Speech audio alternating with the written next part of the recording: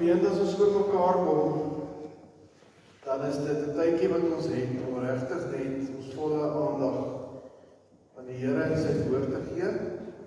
Maar is ook 'n plek waar ons mekaar aan die oë kan kyk en kan besef, ons is nie alleen in hierdie wêreld nie. Daar's ander gelowiges, ander mense wat glo wat ons glo, wat kinders van God wat die pad saam met ons loop.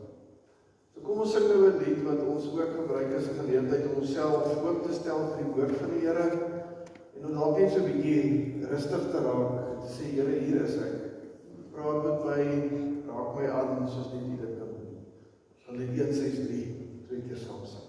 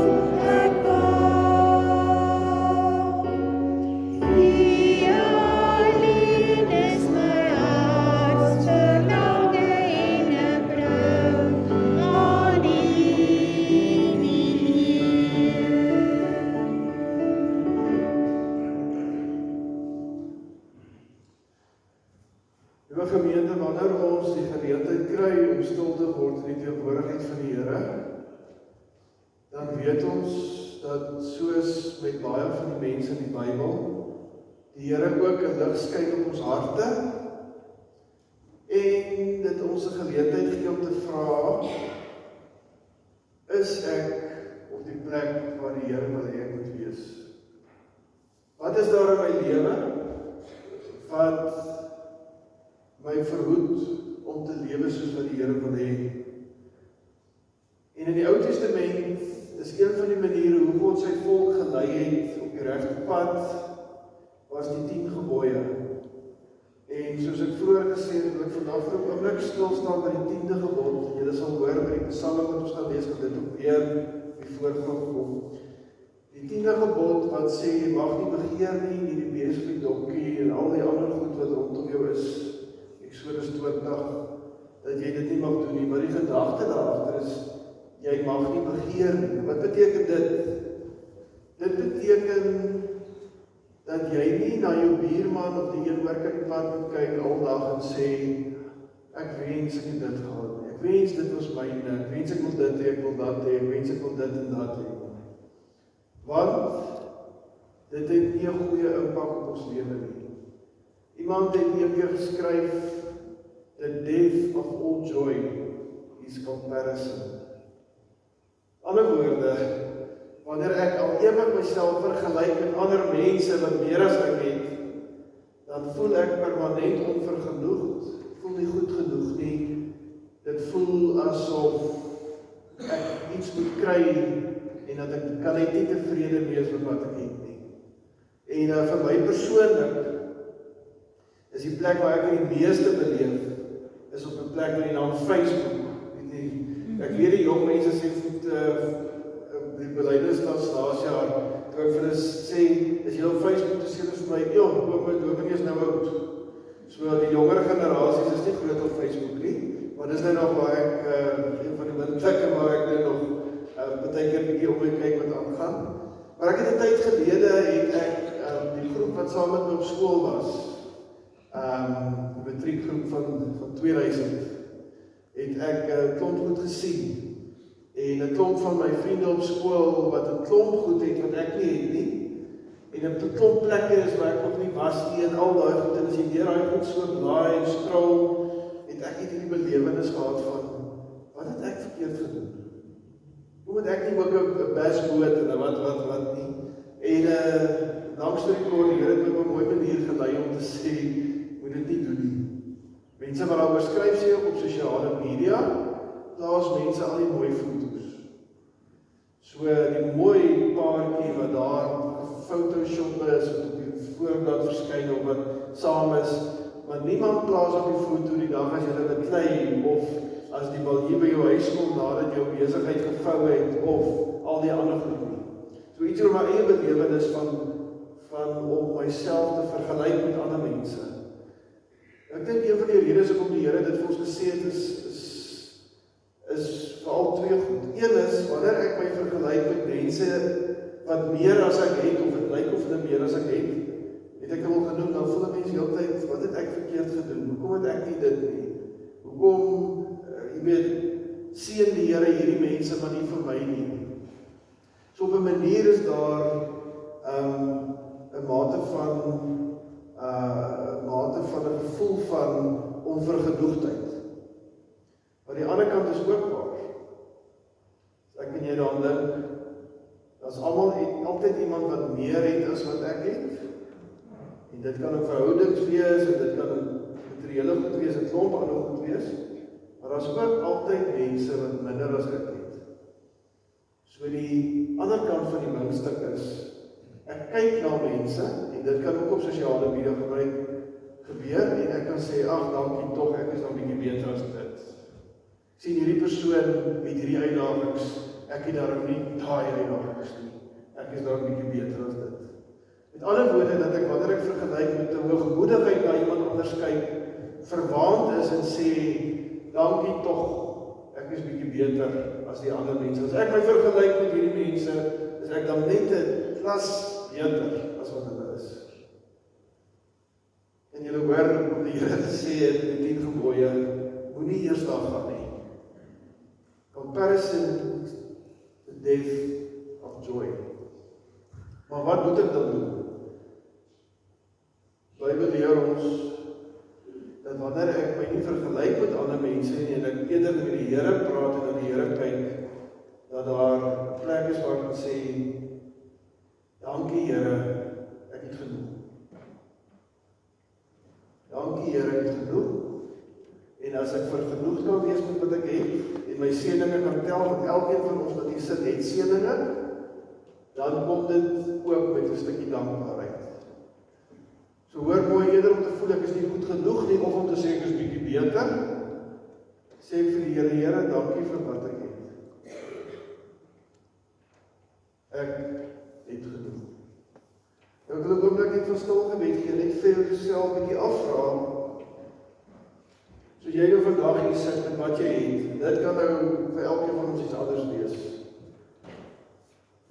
Maar wat is daar, die eerste vraag is, voel jy dat jy genoeg het, of is jy besig om heel die tyd te vergelyk, en met jou vreugde steel? En as jy voel, ek het eintlik genoeg, is dit dalk 'n geleentheid om net vir die Here te sê, dankie Here. Dankie vir gesondheid, of dankie dat ek hier kan wees, dankie vir familie, wat ook al dit is wat jy weet, die seëninge van die Here is wat jy nog het, wat genoeg is. Kom ons gee ook met ons stil gebed.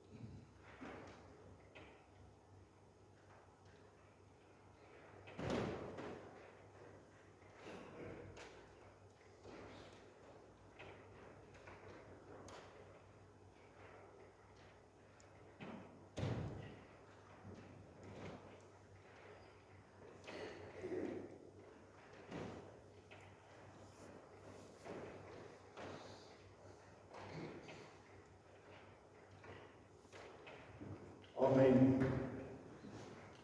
Nou gemeente, die Here wat ons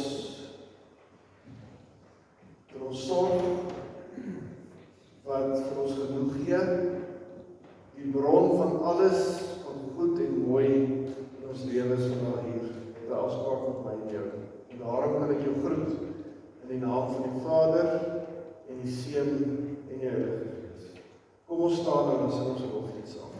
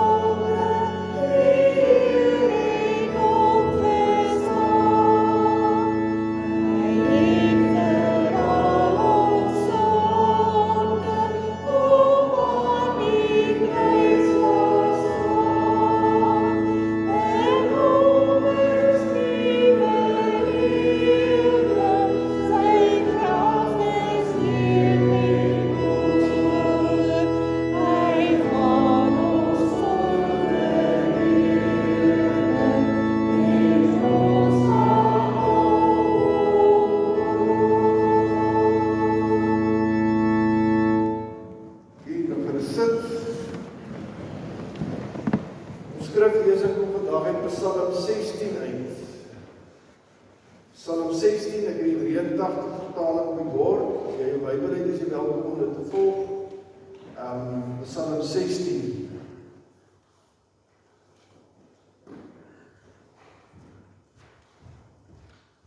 Voordat ons sal lees, kom ons bid saam.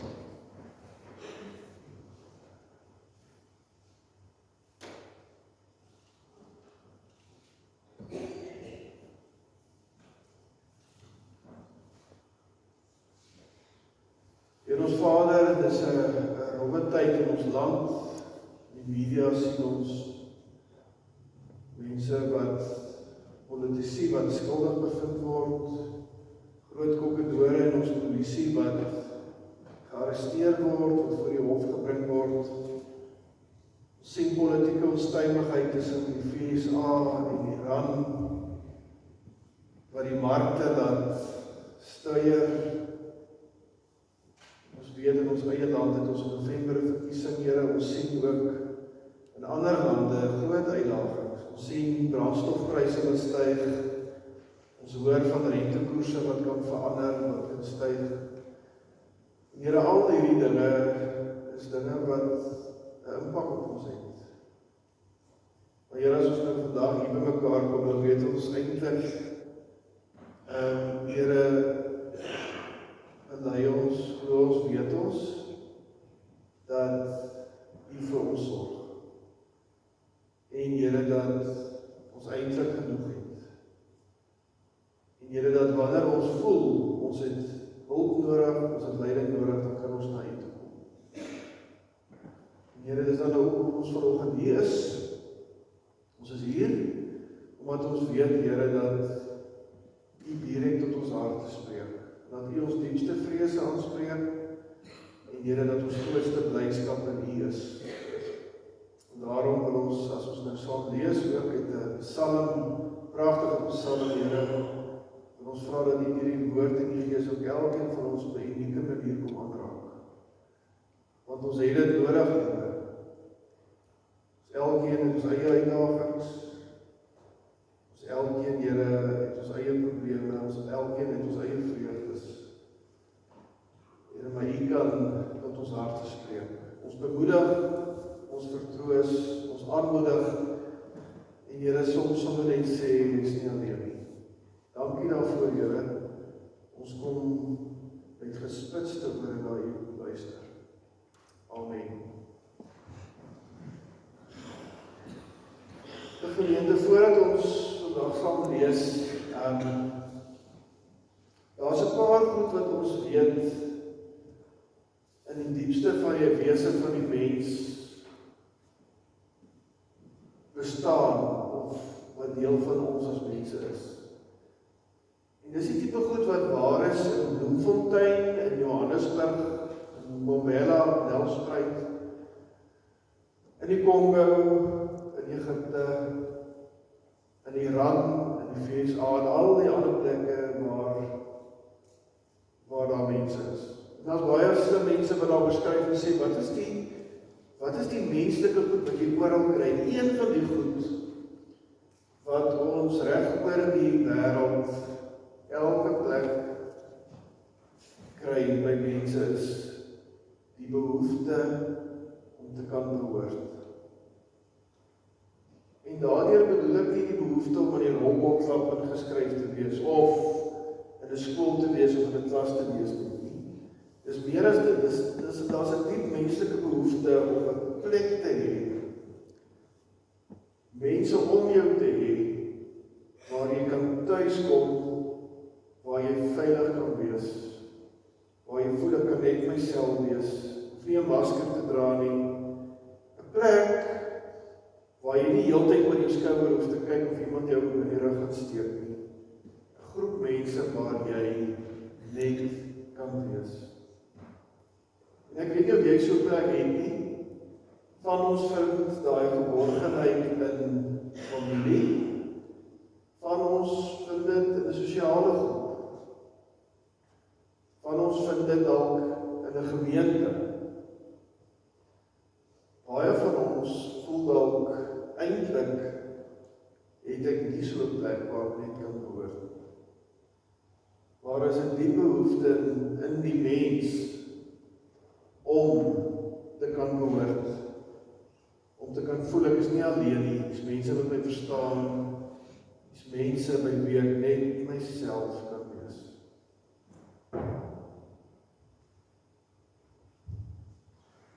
Een behoefte waarna ek dink elke mens kan strewe.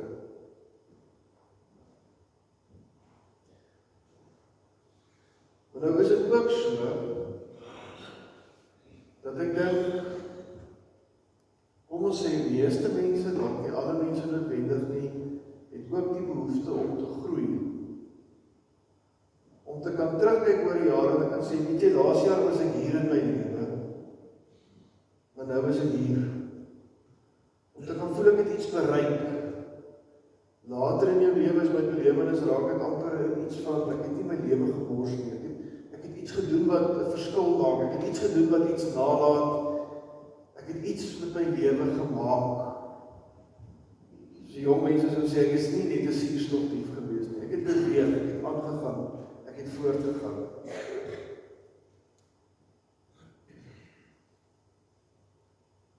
Nou as ek heeltyd oor my skouer moet loer, of ek veilig is, of ek geborgenheid het, of ek myself kan wees, of daar iemand is wat agter my rug skinder van my, of op die groep of die mense by wie ek behoort, die klas waar ek is, die skool wat ek is, of die kinders eintlik agter en af oor my skinder en nie eintlik van my hou nie, en ek eintlik nie goed genoeg is nie.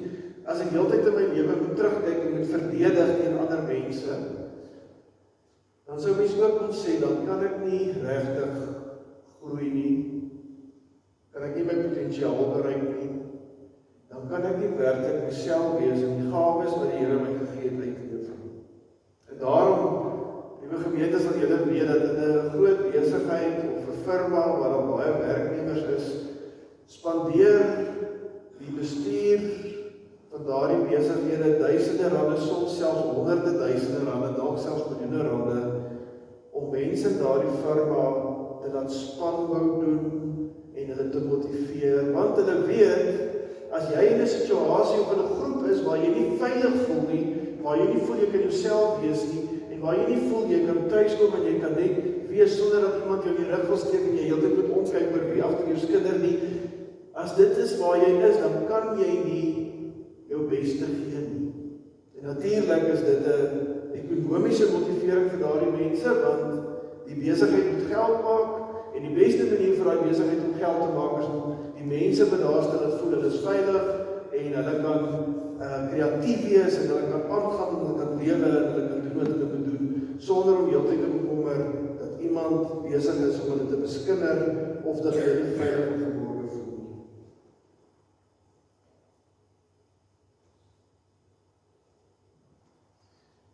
Die werklikheid is, en ek het al baie hartseer stories daarvan gehoor en het al self beleef, is dat die groep waar ons behoort, die werk waar ons is, kan ek, dit is moeilik om te sê, maar selfs soms die gemeente waar ek behoort, baie keer nie 'n veilige plek is.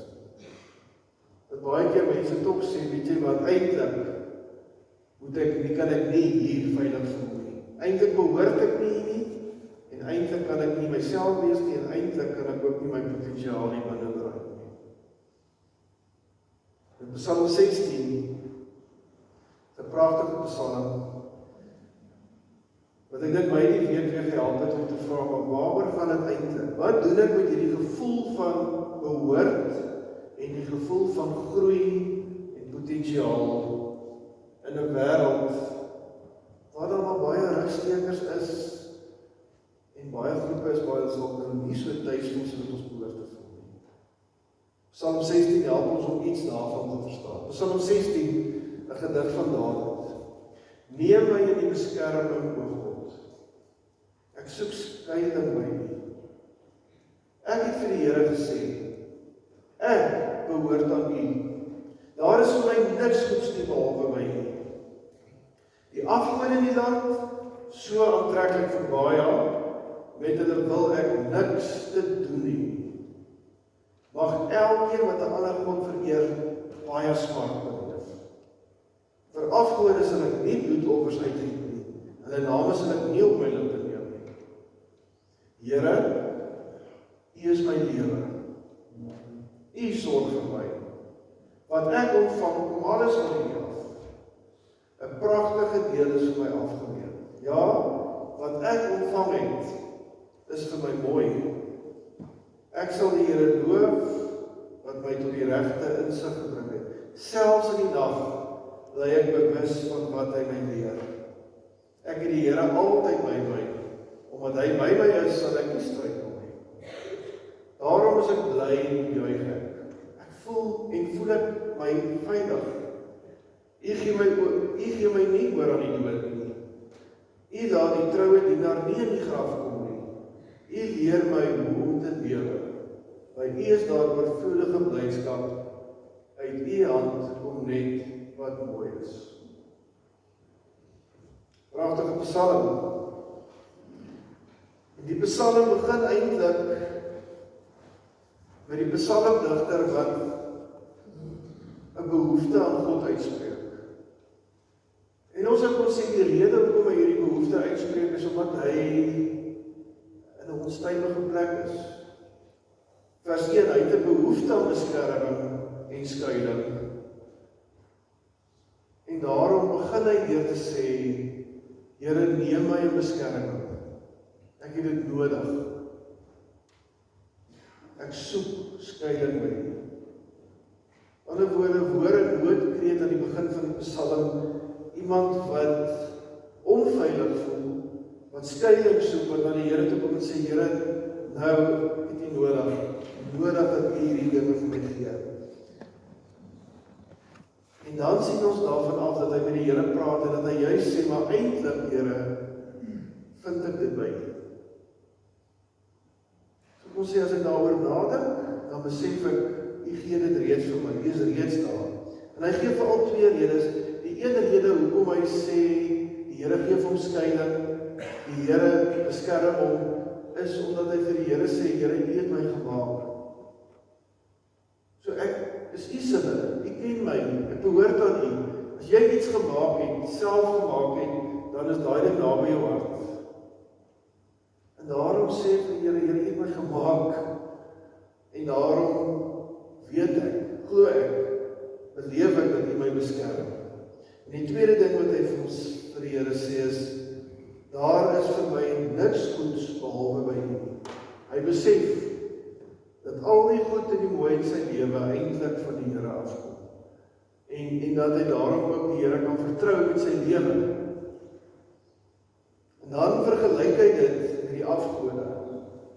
Nou wat in daardie tyd gebeur het, is wanneer mense hierdie behoefte aan beskerming en skuiling besoek het dit dikwels gebeur dat God nie gou genoeg antwoord nie, of hulle nie regtig glo die Here kan dit doen nie. En dan het hulle, dit was die Israeliete se manier dikwels gewees, dan het hulle so agterdeur oopgemaak.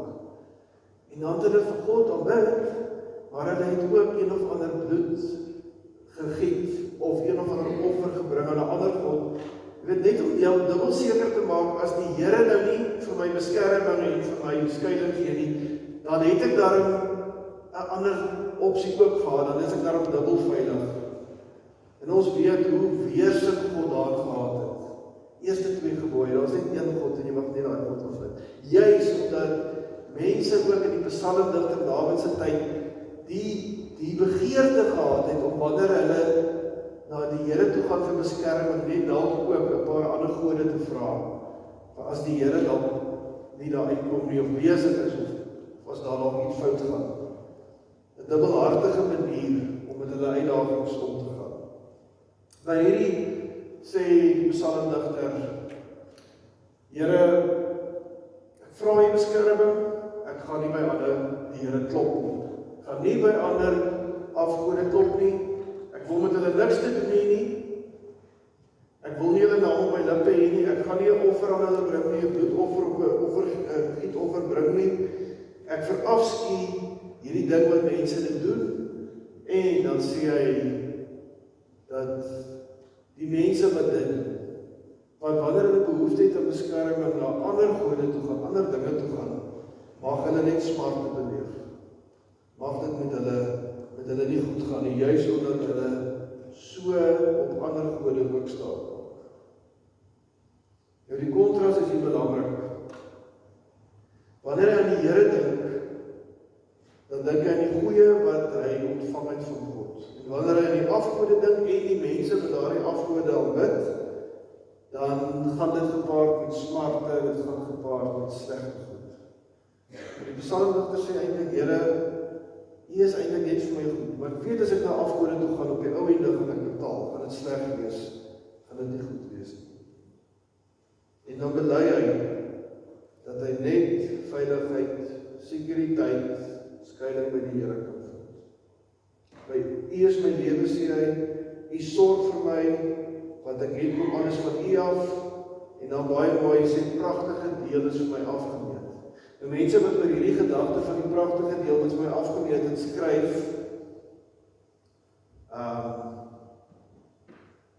daar is hy vers 6, verwys hierso na die Israeliete, toe hulle die beloofde land ingegaan het, en elke stam het 'n stukkie grond gekry, Dan en Juda en Benjamin, en almal het hulle stamme gekry, het hulle grond gekry, en is vir hulle afgemeet, en hulle was tevrede daarmee. Hulle het die Here daarvoor gedank, en gesê dankie vir dit wat ek het. Maar interessant, die Lewiete, die van julle wat ook gelees het daaroor, die Lewiete het nie grond gekry, die Lewiete was mense wat die tempeldiens gedoen het. Die Here het vir die Lewiete gesê, ek gaan nie vir julle grond gee nie, ek self gaan vir julle sorg. En dan het met die offers en so wat die mense gebring het daar 'n deel van daardie vleis en dit wat gegee is, het na die Lewiete toe gegaan om vir hulle te sorg. So as hy sê, het 'n pragtige deel vir my afgemeet, dan bedoel hy die stukkie wat ek gaan erf. As mens nou dink aan die stamme wat elkeen 'n stukkie erfgrond gekry het. Die stukkie wat ek erf, die stukkie wat ek het, die grense wat U vir my gestel het en sê hierdie is waar ek vir jou die lewe gaan gee, hier is die goed wat jy gaan kry. Hy sê dit is vir my mooi. Ek is tevrede daarmee, ek is vergenoegd in die Here. Ek kyk nie oor die grens en sê, ek wou daai stukkie grond eintlik gehad het nie. Ek is tevrede. Die stukkie wat U vir my gegee het, dit is vir my mooi.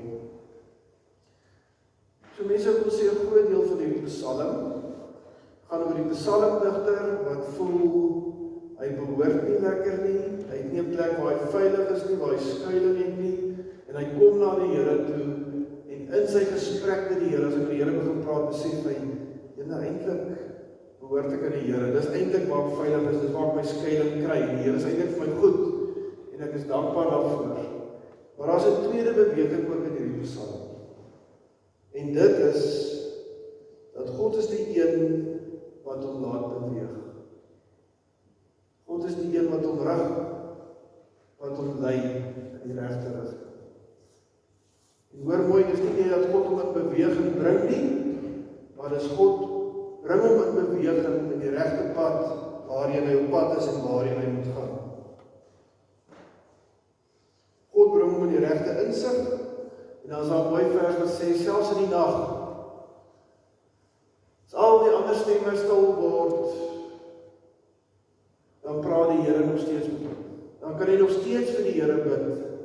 As die mense rondom hom wat hy sou kon raad vra nie meer daar is nie, selfs dan kan hy in die dag in sy bed sê, Here, lei my, help my, bring my in die regte rigting, wys my waartoe ek moet gaan. Selfs in die dag kan hy die Here daarvoor vertrou.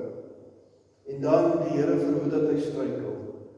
So kom sê die Here beweeg hom, bring hom in beweging en hou hom op die regte pad.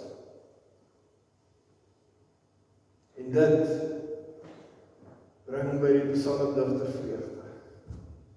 'n Onblusbare vreugde oor die lewe, wat niemand van hom kan steel nie, wat hy nie uit een of ander groep of organisasie of klasgroep of skool put nie, iets wat hy by die Here put en wat die lewe vir my moet werkbaar maak, dat hy kan sê, ek is bly, ek is dankbaar, en die Here is vir my goed.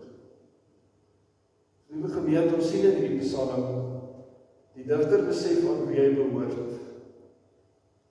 En hy besef dat as hy die Here behoort, is dit ook die Here wat hom in beweging bring, wat hom sy potensiaal aan bereik, wat hom help om nie op die verkeerde paaie te gaan nie. En hierdie twee goed, om te kan behoort en om te kan beweeg, nie net beweeg nie, maar beweeg in die regte rigting, maak met sy lewe die moeite werd. Dis gee sin aan sy lewe, maak hom juig, gee hom vreugde. En dan selfs aan die einde van die Psalm, en dis waarom dit een van die mooi psalms is wat ons ook in opstandingstyd kan lees, lyk dit of iets in hierdie psalmdigter tuiskom, dat hierdie beweging selfs hierdie dood gaan. Nou in die Ou Testament was daar nie, veral in die psalms noodwendig geglo dat jy 'n hemel het of so nie, jy hierdie lewe, en jy bid dat die Here jou in hierdie lewe leef, want jy kan nie die Here dien, en as jy dood is jy dood. Maar hier en daar skemer iets deur van mense wat naby God geleef het, wat al so smaakie kry van die ewige lewe. En ons sien dit hier aan die einde, as hy sê, U gee my nie oor aan die dood nie, U laat die troue dienaar nie in die graf kom nie. U leer my hoe om te lewe.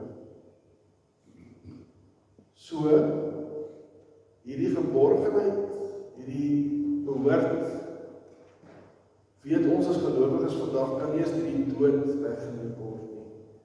Dis iets wat die Here, die ons behoort aan die Here, gaan selfs vir my die dood.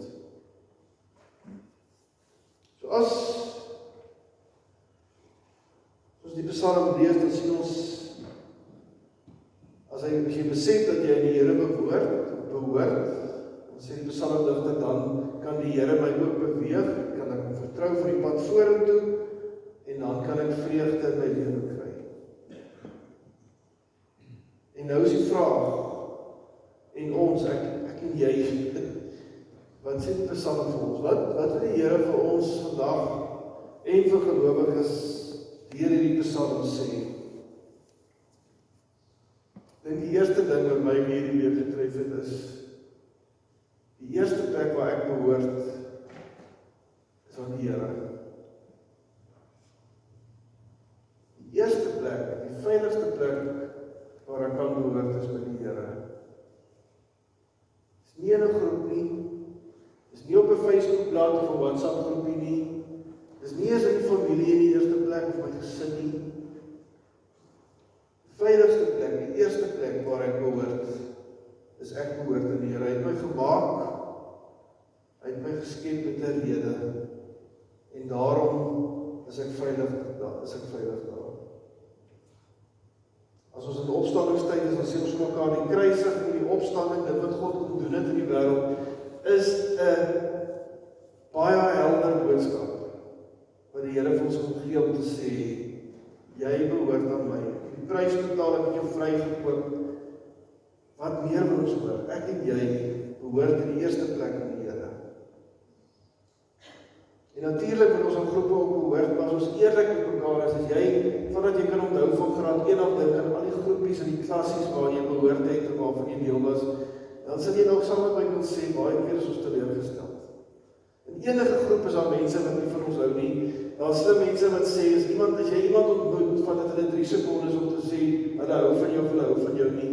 Jy hoef nie eens iets te doen nie, hulle kyk na jou gesig en besluit hulle van hierdie persoon hou nie. Dan is dit so.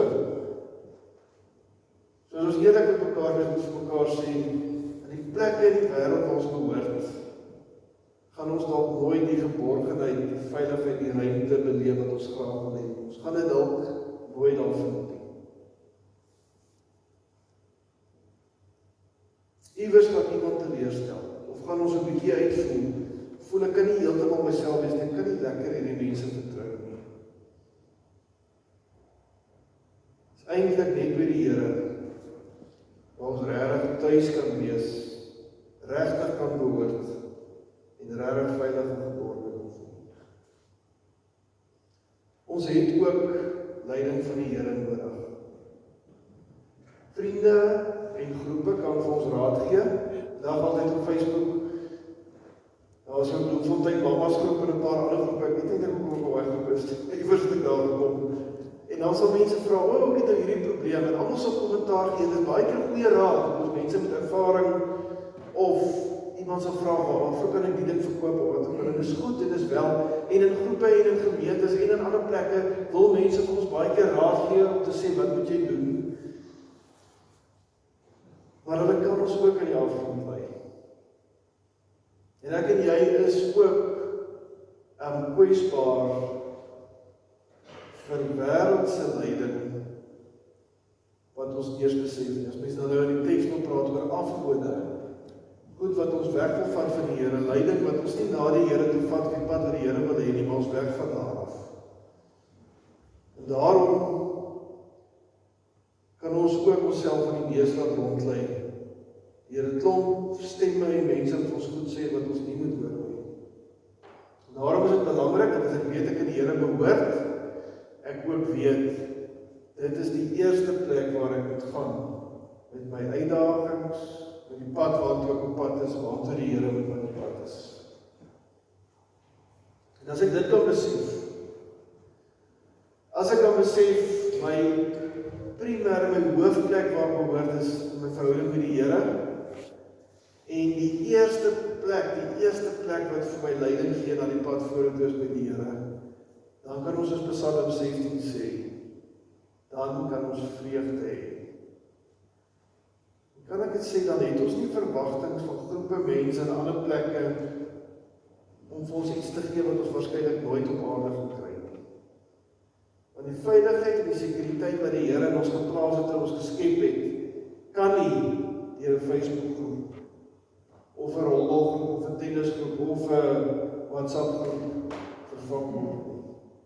Dit is iets wat net die Here vir ons kan gee. Liewe gemeente, as ons dit besef, dan kan ons met vrymoedigheid in groepe behoort, en ons kan 'n Facebookgroep, ons kan al die ander goed doen, want ons verwag nie dat alles perfek gaan wees nie, ons verwag nie dat al ons probleme gaan oplos nie. Ons weet in die eerste plek ons behoort aan die Here, en hy is die een wat ons lei, en daar's vreugde daarin, want die Here gee genoeg, en die Here sorg. En soos Psalm 16 sê, by die Here kan ons veiligheid, geborgenheid en sekuriteit kan ons kry, en dit maak dat ons vol blydskap kan wees. Selfs dan, al sou die groep wat ek so baie op vertrou het my teleurstel, en die mense wat ek met my lewe ander vertrou het my in die rug steek, en al die ander goed gebeur, kan ek beweeg, kan ek aangaan, want ek vertrou op die Here in die eerste plek. Ek wil nou hê ons moet na 'n lied luister. Elmarie gaan vir ons 'n lied sing, 'n baie mooi lied, wat met die tema wys my die weg. En die lied gaan daaroor dat ons in ons lewens, selfs as dit moeilik gaan, selfs as dit uitdagend gaan, sal weet, ons is veilig by die Here, en die Here is die een wat ons die weg wys.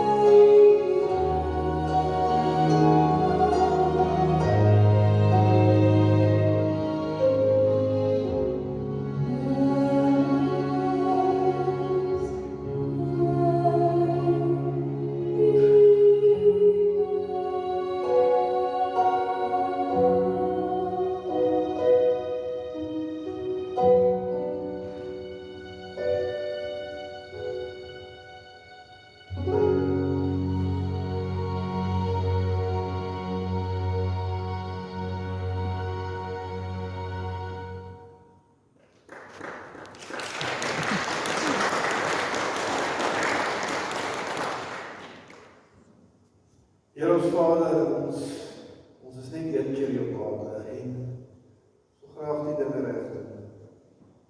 En ons weet, Here, ons diepste begeertes probeer ons so baie keer op plekke vul waar daar net teleurstelling is. Help ons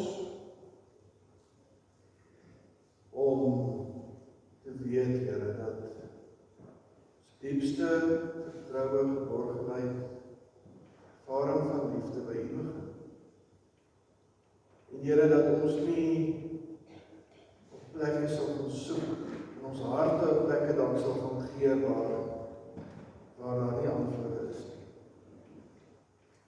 Wil dankie sê, Here, vir al die mooi goed wat ons het, selfs as gemeente, mense, Here, met mooi harte, Here, kinders van U wat U dien.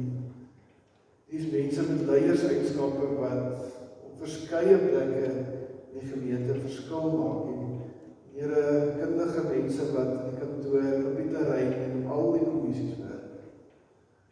Here, het ons werklik geseën, meer as wat ons dalk besef.